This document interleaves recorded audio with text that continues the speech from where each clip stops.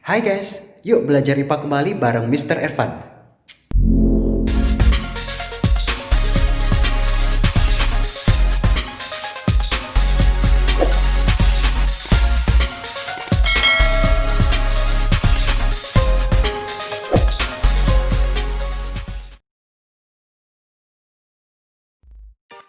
Nah, berikutnya setelah kita sudah mengingat lagi kromosom DNA, ada juga istilah-istilah penting. Nah, ini tadi sudah Pak Irfan sampaikan ya, bahwa di dalam DNA itu ada yang disebut dengan gen.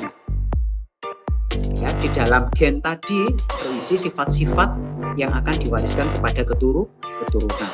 Ya. Oke, yang mau ke kamar mandi silakan segera kembali ya. Berikutnya ya, gen dilambangkan dengan huruf. Nah, di situ ada pemisalan ya. Jadi gen itu dilambangkan dengan huruf. Ada dua jenis. Ada yang dilambangkan dengan huruf kapital dan ada yang dilambangkan dengan huruf non kapital. Untuk yang huruf kapital itu menandakan bahwa gen tersebut bersifat dominan atau sifat kuat. Sedangkan yang huruf gen yang dilambangkan dengan huruf non kapital merupakan gen resesif atau gen yang bersifat lemah. Apa sih Pak maksudnya? Apa maksudnya gen yang bersifat kuat dan yang bersifat lemah? Contoh, misalnya ya, ini ada contoh ya. Gen warna ungu dan gen warna putih. Misalnya Pak Ervan punya bunga warna ungu dan punya bunga warna putih yang sejenis misalnya, hanya bervariasi warna. Ini Pak Ervan Pak Ervan serbukkan, disilangkan ya. Serbuk sarinya bunga ungu Pak Ervan taruh di putiknya bunga putih, serbuk sarinya bunga putih Pak Ervan taruh di putiknya bunga ungu misalnya ya. Nah, mereka kan terjadi persilangan. Ternyata ya, anaknya semuanya misalnya sama-sama keturunannya antara bunga putih dan ungu tadi, ternyata anaknya semuanya berbunga ungu. Maka dari sini yang punya sifat dominan siapa? Bunga ungu. Karena anaknya hampir semuanya muncul warna ungu. Nah, warna putihnya ketutupan.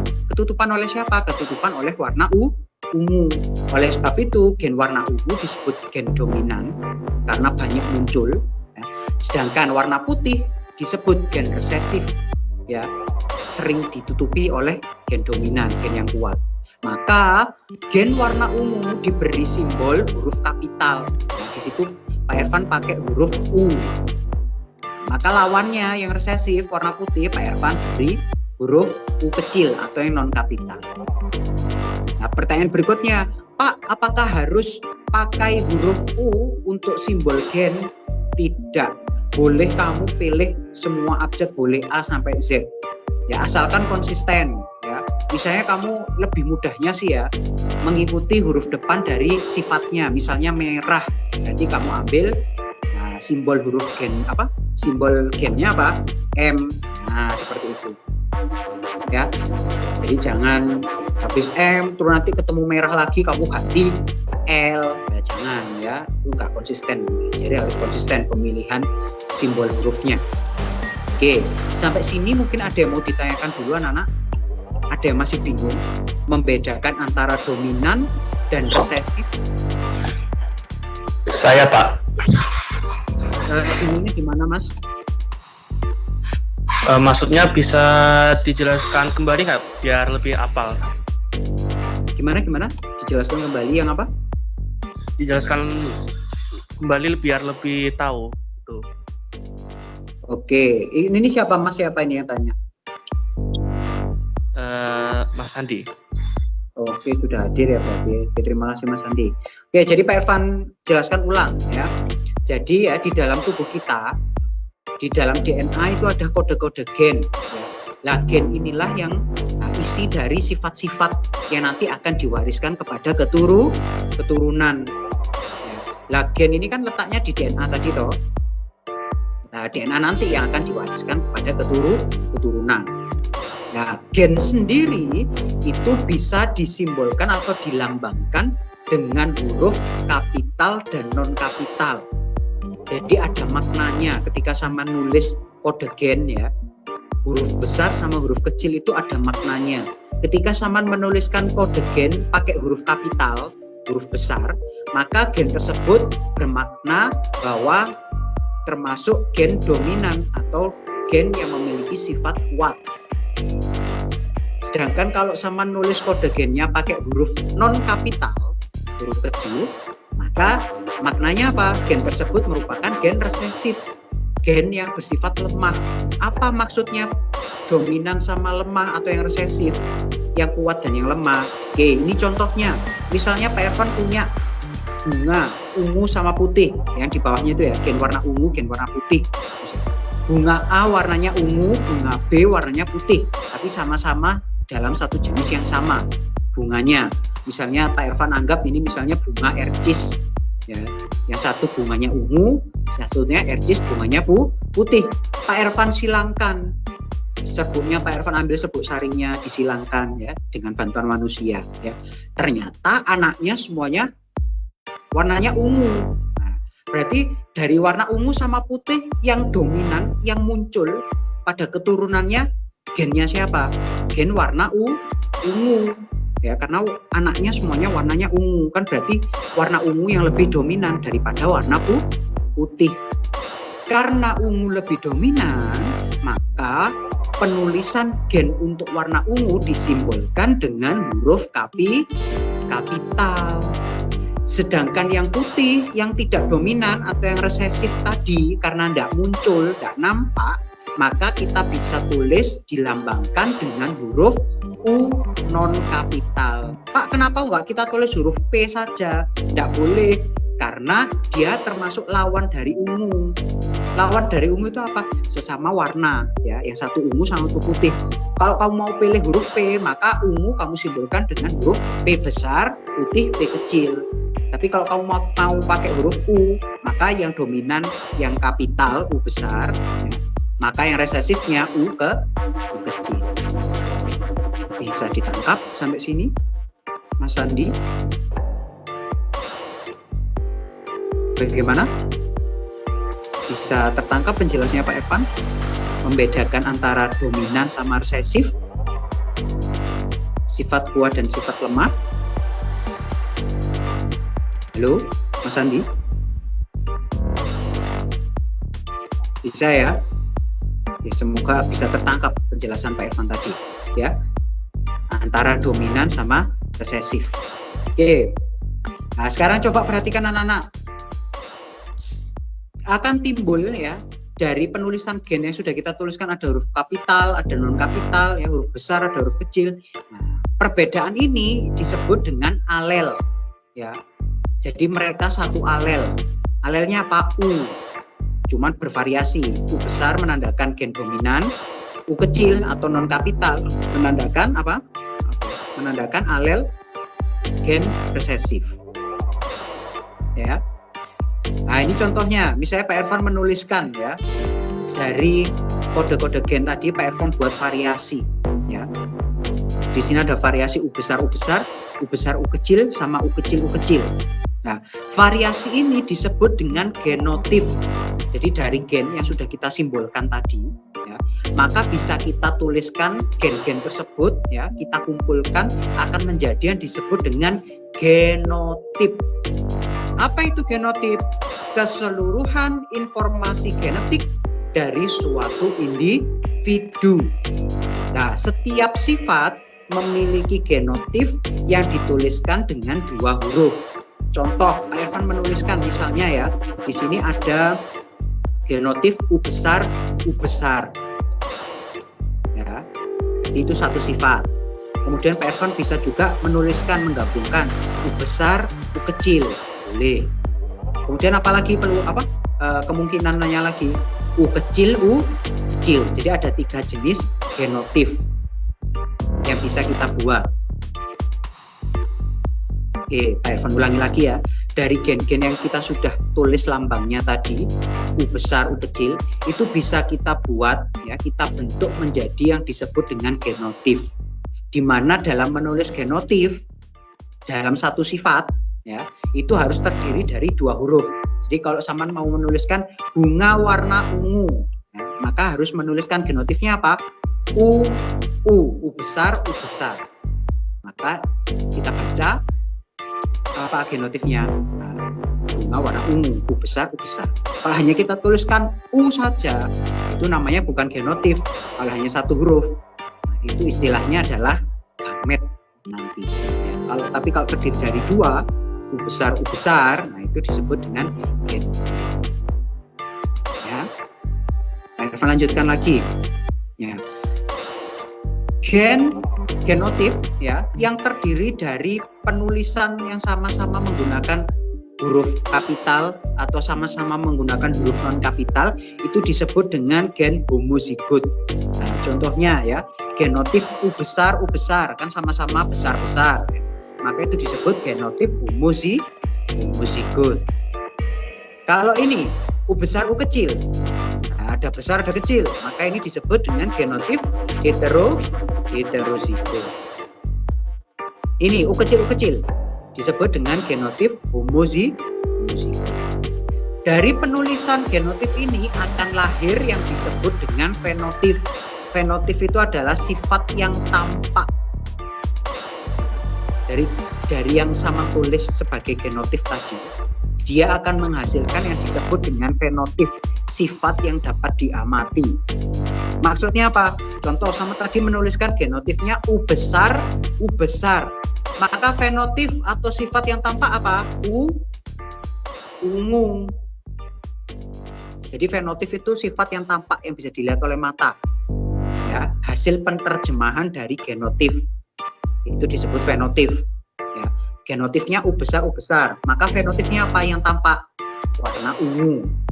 U besar U kecil. Ada besar ada kecil. Warnanya jadi apa? Apakah perpaduan?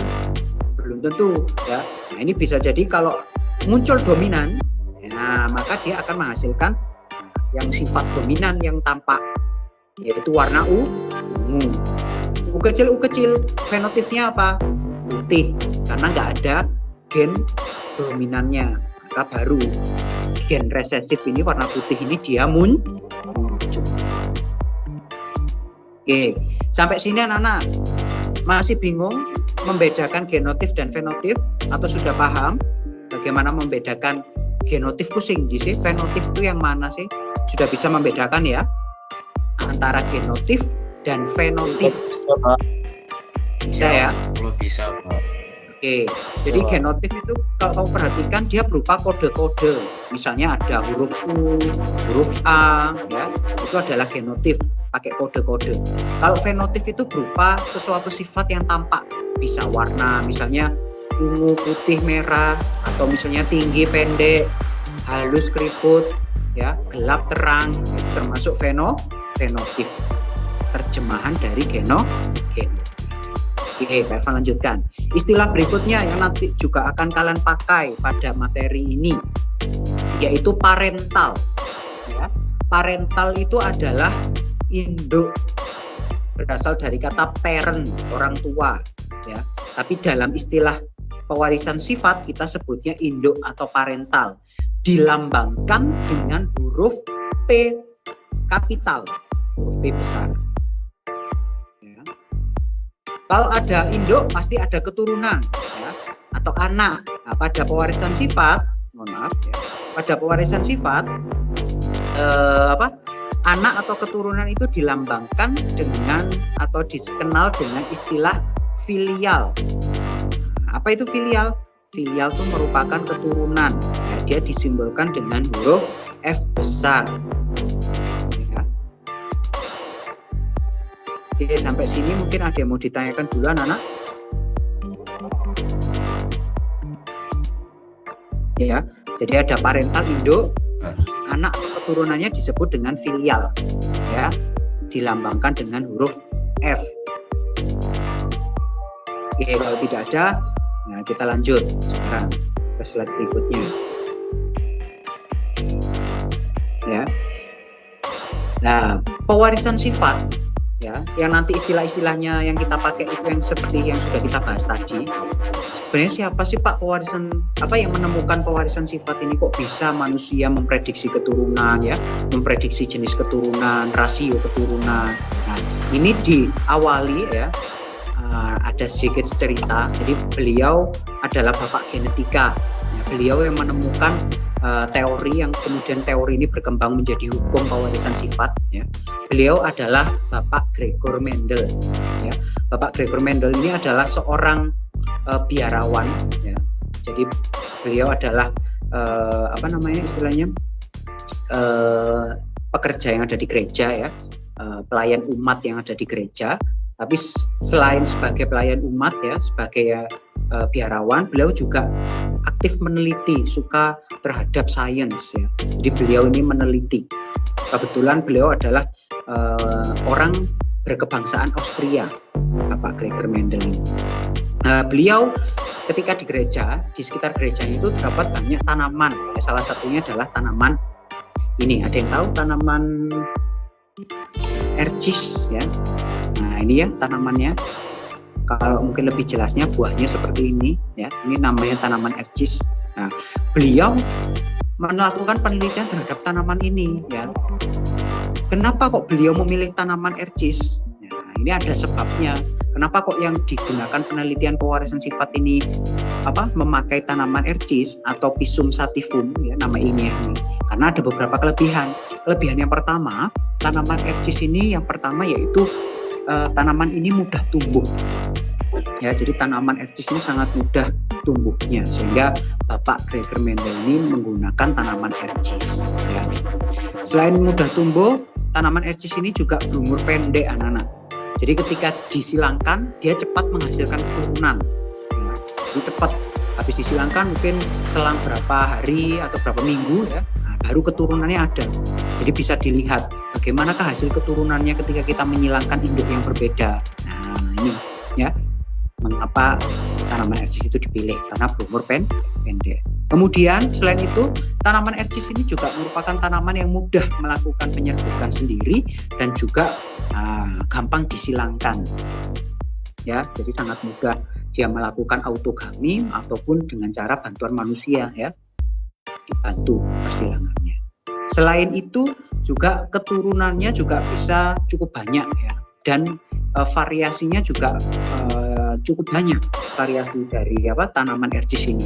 Apa saja variasi tanaman ercis ini? Macam-macam ya variasinya. Kalau bisa kita lihat ya variasi pada tanaman ercis itu bisa pada misalnya bisa pada bentuk bijinya ya. Maaf. Nah ini kembali ke slide, ke pencet. Ya variasinya bermacam-macam ya. Bisa seperti ini pada biji seed ya. Ada yang bentuknya bulat halus, ada yang bentuknya kasar. Kemudian ada yang bijinya berwarna kuning, ada juga yang berwarna hijau. Kemudian variasinya ada pada warna warna bunga, ada yang warna putih, ada yang berwarna ungu. Kemudian selain bunga ada juga variasi pada bentuk buahnya ya, kulit buahnya. Ada yang kulit buahnya halus, ada yang keriput, ada yang kulit buahnya warna hijau, ada yang kulit buahnya warna kuning. Selain dari kulit buah atau pot juga bisa pada batang ya, batangnya ada yang tinggi, ada yang pendek. Oleh sebab itu Pak Gregor Mendel ini memilih tanaman ini untuk dilakukan penelitian pewarisan sifat. Nah, pewarisan sifat atau persilangan nanti yang akan kita pelajari itu mencakup ada persilangan yang disebut monohibrid. Persilangan satu sifat beda. Monohibrid berasal dari kata mono. Mono itu artinya satu. Jadi satu sifat beda. Contohnya apa? Persilangan bunga warna ungu dan bunga warna putih. Itu masih satu sifat beda. Bukan warnanya ungu dan putih, bukan itu sifatnya, maksudnya sifat warna. Nah, makanya disebut monohibrid, satu sifat beda. Persilangan beda warna. Nah, sifatnya apa? Sifat warna. Selain monohibrid ada juga persilangan dihibrid.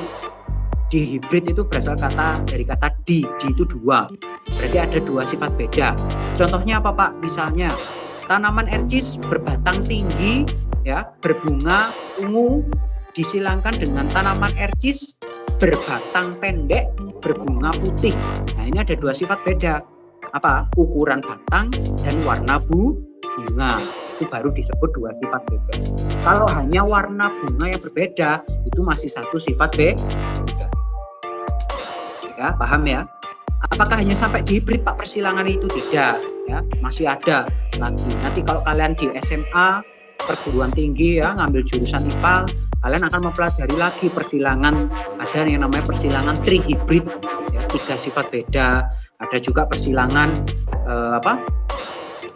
tetrahibrid, sampai 4 sifat beda itu ada. Nah, untuk di tingkat SMP ini nanti kalian akan mempelajari 2 saja, monohibrid dan dihibrid. 1 sifat beda dan 2 sifat beda. Oke, kita masuk ke monohibrid.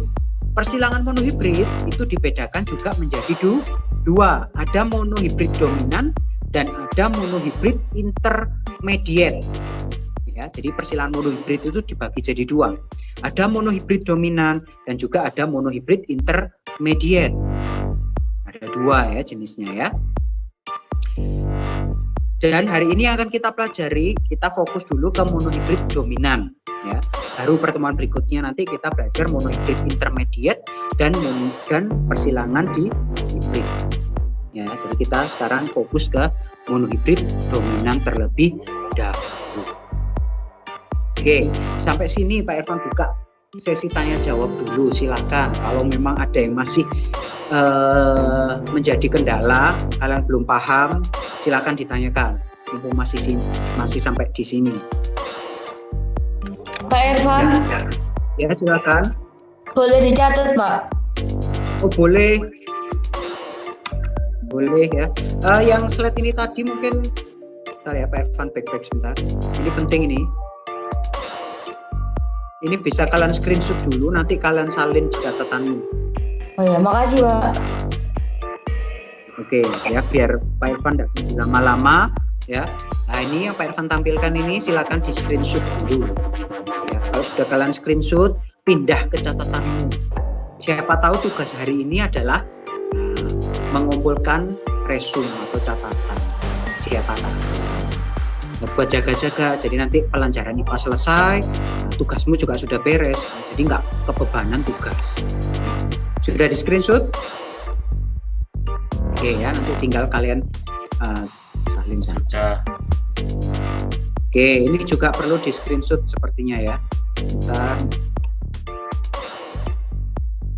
Oke, tunggu. Sudah tayang belum? Slide-nya Pak Irfan sudah berubah? Belum Pak. Belum ya, sabar.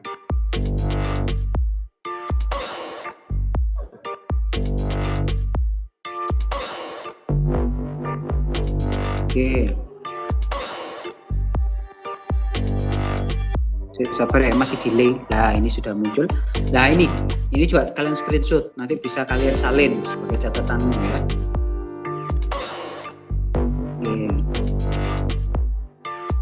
Oke, Pak Irfan lanjutkan. Next.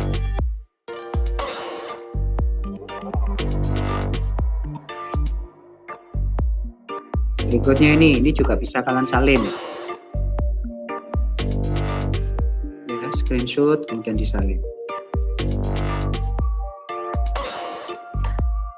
Sudah ya? Oke, Pak Irfan lanjutkan. Nah, sekarang kita masuk ke persilangan monohibrid dominan. Nah, ini yang kita pelajari hari ini ya. Persilangan 1 sifat beda tapi jenisnya yang dominan. Ya. Oke, kita belajar dari studi kasus dulu. Misalnya contoh ya. Persilangan monohibrid dominan. Contohnya misalnya Pak Irfan punya kacang ercis berbuah halus. Ya, Pak Irfan punya kacang ercis buahnya halus. Kemudian Pak Irfan simbolkan genotifnya H besar.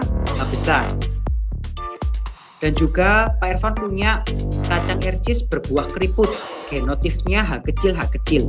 Dari 2 jenis kacang ercis ini ya, dengan sifat berbeda berupa tekstur buah, ada yang halus, ada yang keriput ini, Pak Irfan silangkan. Kira-kira kalau dari contoh ini Pak Irfan tanya, yang sifatnya dominan itu pada kacang ercis yang berbuah apa? Halus atau keriput? Silakan dijawab oleh Gifari. Halo Mas Gifari. Iya, Pak. Oke. Menurut sampean, kacang ercis mana yang memiliki sifat dominan?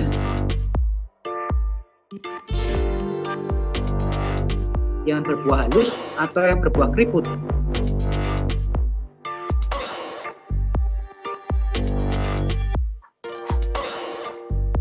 Yang mana Mas Gifari?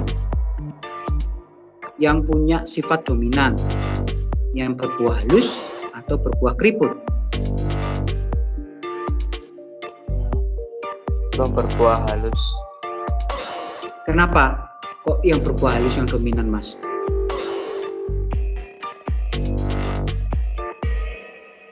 Kenapa Mas Gifari?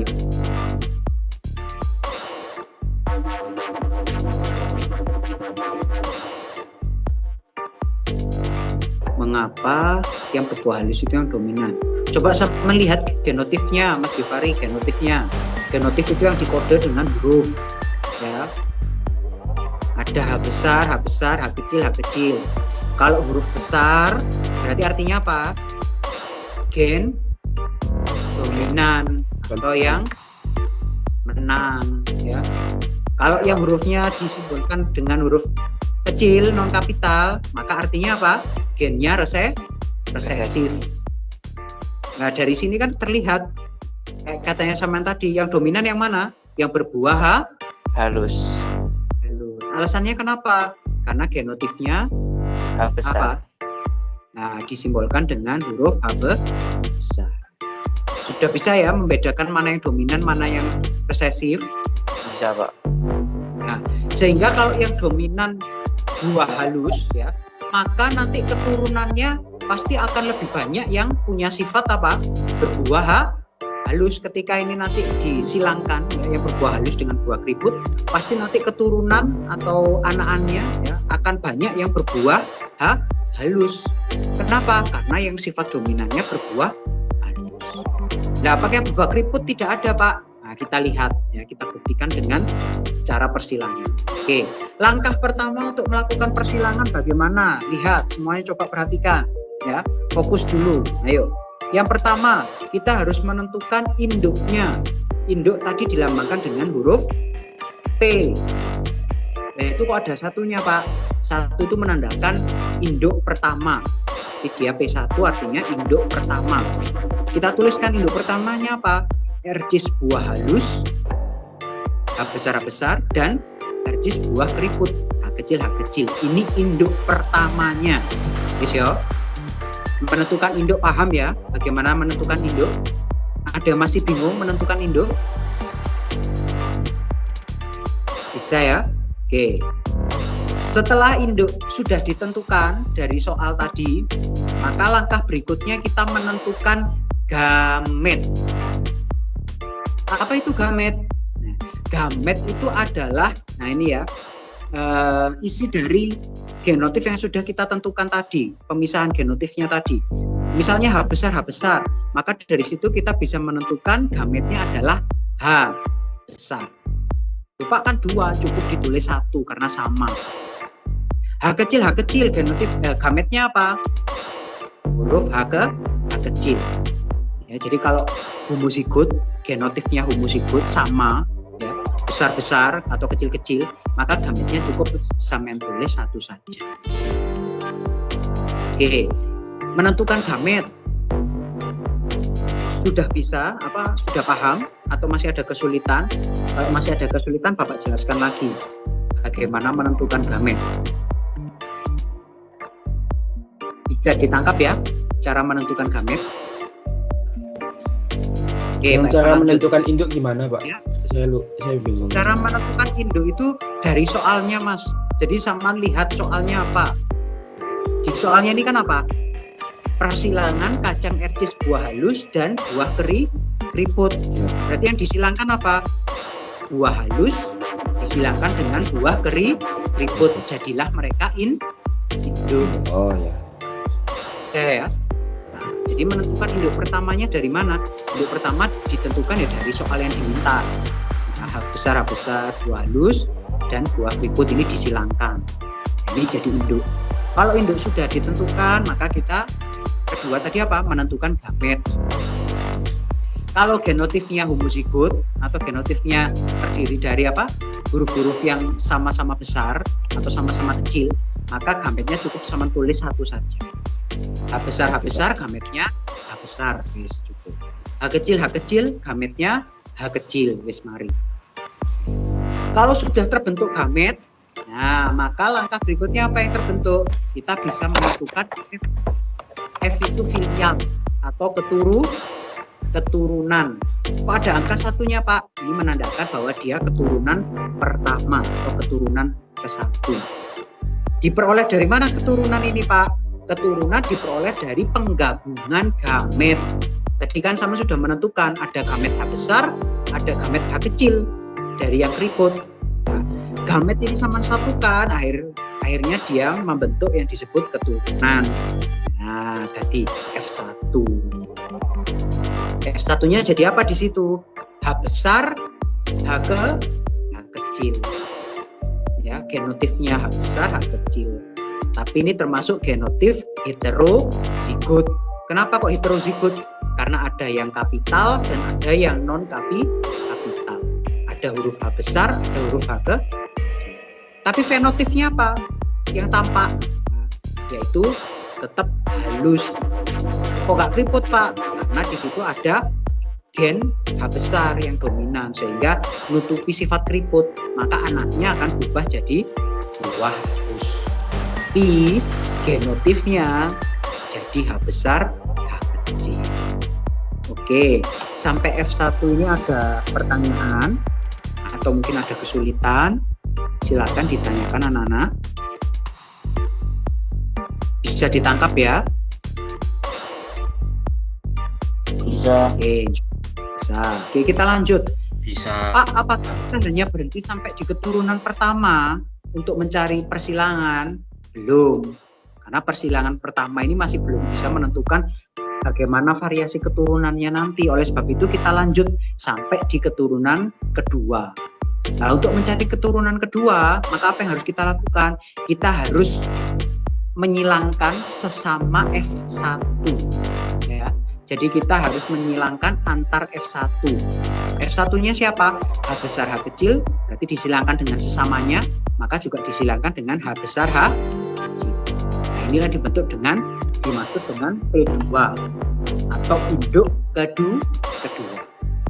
Ya, sesama F1. Buah halus H besar, H kecil disilangkan dengan sesamanya. Sesamanya juga buah halus H besar, H kecil. Ini yang disebut dengan P2. Hasil persilangan dari F1, sesama F1. Kalau sudah P2 ketemu, maka kita nyari gametnya. Nah, sekarang hati-hati. Kalau tadi homozigot H besar, gametnya hanya ada satu, yaitu H, satu tok. Tapi sekarang genotipnya heterozigot. Ada H besar, ada H kecil. Maka gametnya juga ada dua. Apa saja gametnya? Coba Mas Dawam dibantu jawab, Pak Evan. Gametnya H besar, H kecil apa, Mas Dawam? Iya, Pak. Oh, boleh. Gametnya kalau genotipnya H besar, H kecil.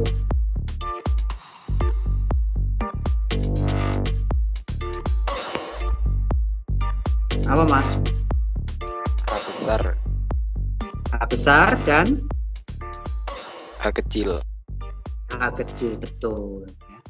Kalau dalam satu genotif ada perbedaan apa non kapital dan kapital, maka harus kita tulis dua-duanya.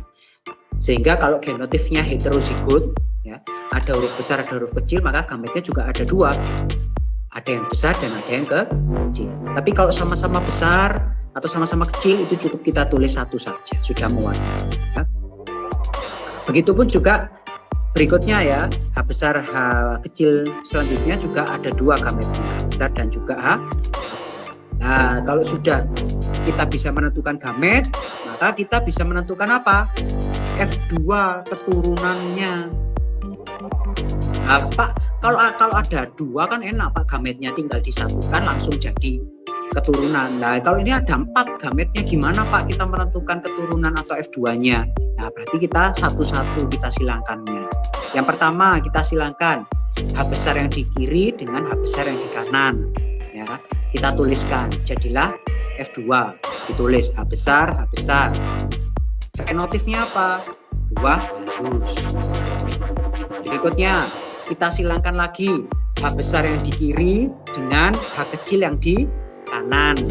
Ya, tinggal kita tuliskan di F2-nya H besar, H kecil.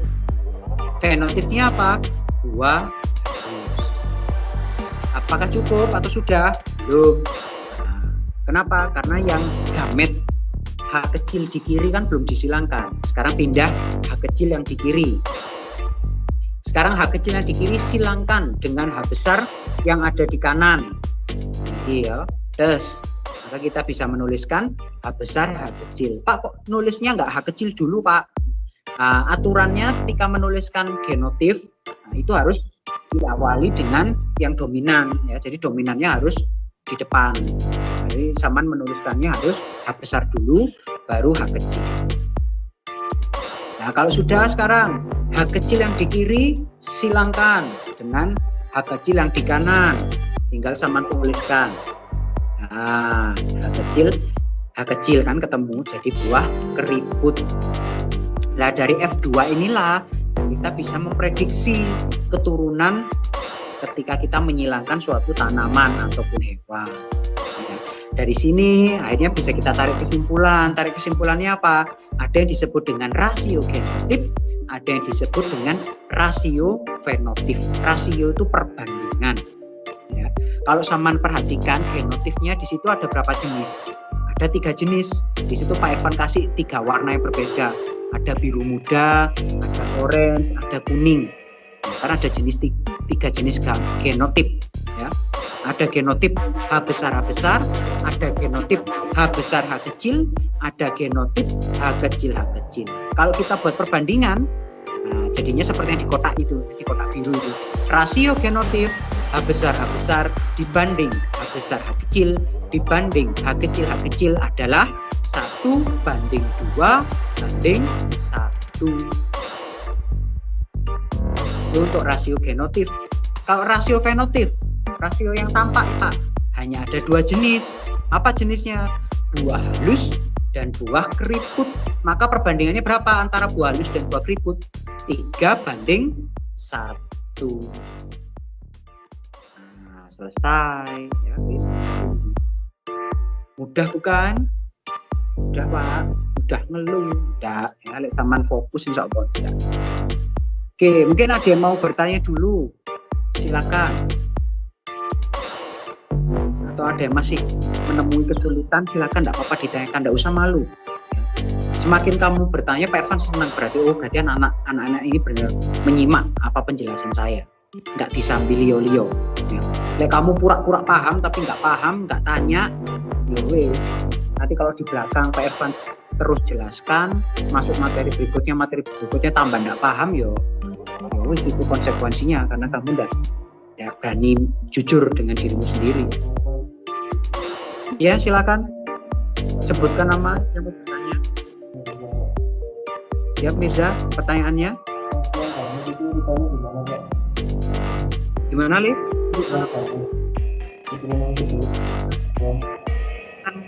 Hamid. Gimana ceritanya silang-silang itu gimana ya?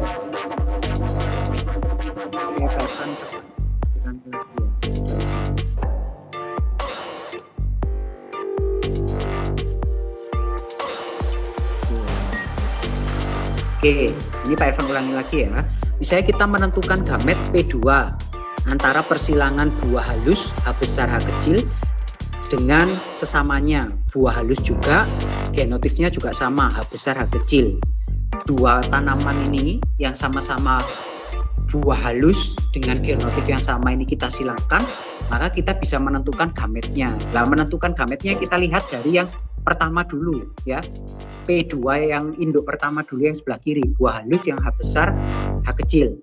Karena ada dua jenis, maka gametnya juga ada dua, H besar dan H kecil.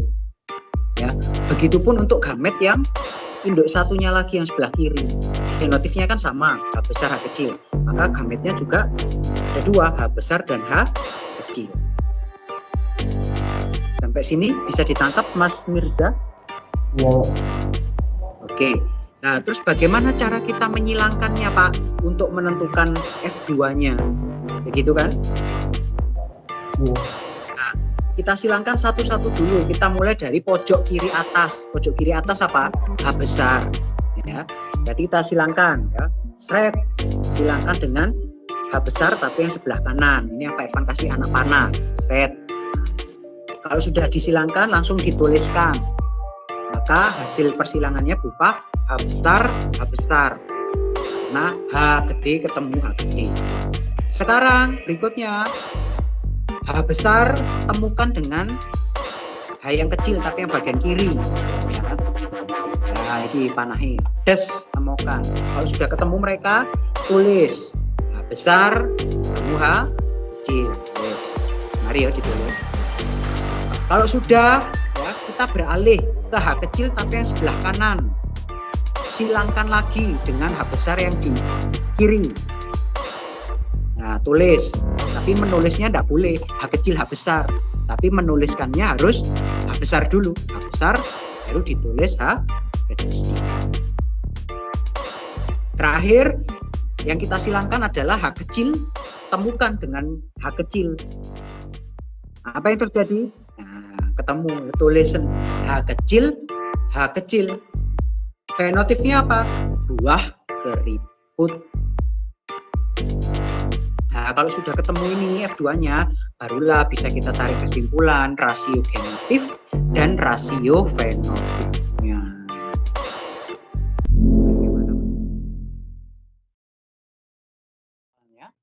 Tanaman ercis berbatang tinggi dominan T besar disilangkan dengan tanaman ercis berbatang pendek. Berarti lawannya ya, kalau yang tinggi T besar berarti yang berbatang pendek apa? T kecil. Nah, permintaan soal ini adalah tentukan rasio genotip dan rasio fenotipnya. Ya, maka langkah pertama adalah apa? Menentukan P1 atau induk pertama.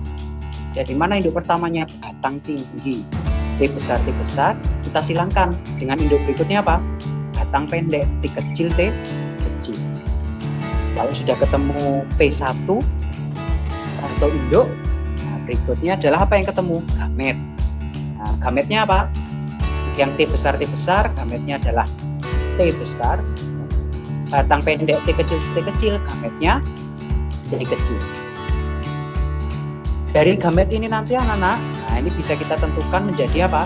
F1, keturunan pertama. Apa keturunan pertamanya? Gabungan antar gametnya tadi, T besar dan T kecil. Sehingga F1-nya memiliki genotif T besar T kecil dan fenotifnya batang tinggi. Setelah selesai di F1, maka kita lanjutkan ya, menyilangkan sesama F1 antar F1-nya. Sehingga kita tulis sebagai P2 atau induk yang kedua.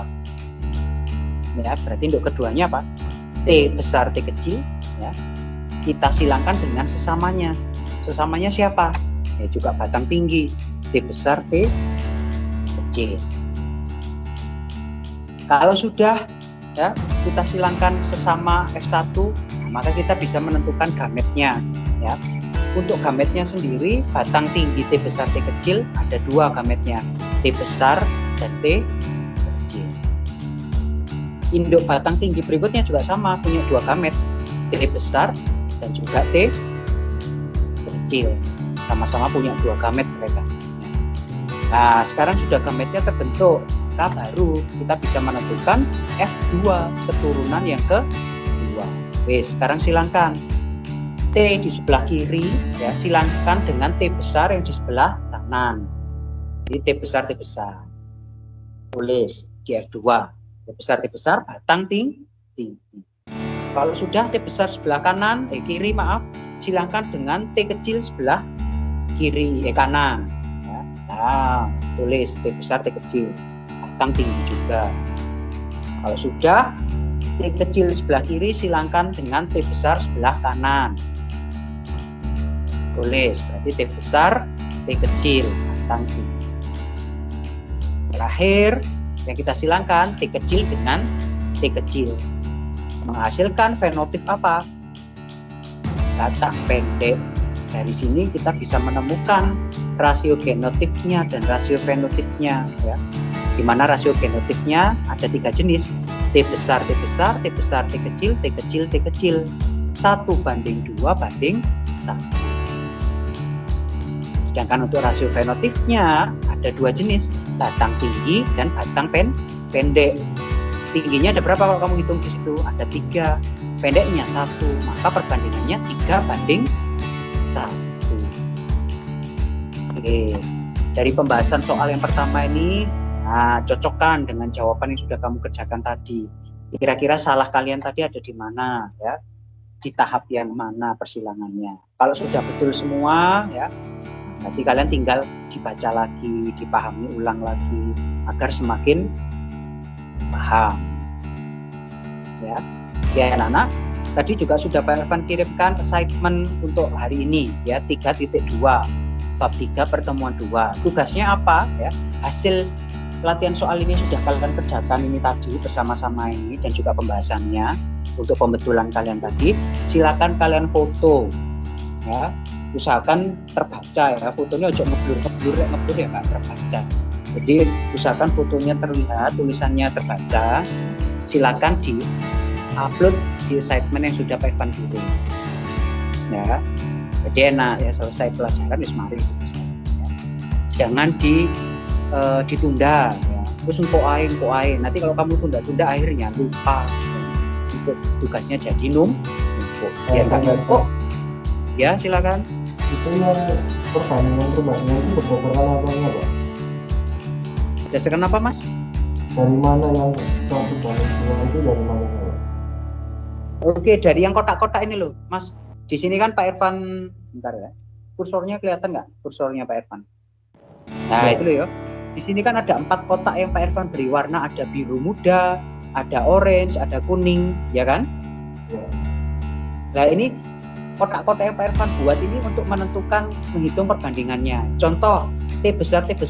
Dari 4 kotak ini yang T besar yang warna apa kotaknya? Biru. Ada berapa yang T besar yang kotak biru? Hanya satu. Maka Oh, rasionya iya. sama 1. Nah, yang Tiga, ya. Kalau yang rasio fenotip, Pak, kok bisa 3? Coba sekarang sama lihat. Dari 4 kotak ini yang isinya batang tinggi ada berapa kotak? Oh, iya. Ada 3 toh. Nah, rasionya sama tulis batang tingginya 3, batang pendeknya 1. Sehingga 3:1.